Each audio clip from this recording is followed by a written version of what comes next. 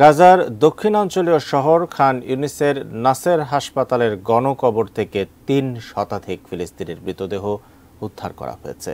আরও মৃতদেহের খোঁজে সন্ধান চলছে। এদিকে ইসরায়েল বিরোধী বিক্ষোভে উত্তাল যুক্তরাষ্ট্রের বিশ্ববিদ্যালয়গুলো বিক্ষোভের অভিযোগে গ্রেপ্তার করা হয়েছে। গাজায় ইসরায়েলি নৃশংসতার সবশেষ নজির। এদিকে রাফায় স্থলাভিযানের জন্য সেনা ও ট্যাঙ্ক সমাবেশ করেছে ইসরায়েল। স্যাটেলাইট থেকে পাওয়া ছবিতে এর প্রমাণ পাওয়া গেছে। যদিও রাফায় অভিযান না চালাতে ইসরায়েলকে আবার সতর্ক করেছে যুক্তরাষ্ট্র, কিন্তু বাইডেন প্রশাসনের কথা পাত্তাই দিচ্ছে না নেতানিয়াহু সরকার। অন্যদিকে যুক্তরাষ্ট্রের বেশ কয়েকটি বিশ্ববিদ্যালয়ে ফিলিস্তিনপন্থী এবং ইসরায়েল বিরোধী বিক্ষোভ ছড়িয়ে পড়েছে। ইসরায়েলের ভূমিকার সমালোচনা করে সম্প্রতি কলাম্বিয়া বিশ্ববিদ্যালয়ে যে বিক্ষোভ হচ্ছে তাতে এখন অন্যান্য বিশ্ববিদ্যালয়ের শিক্ষার্থীরাও অংশ নিচ্ছেন।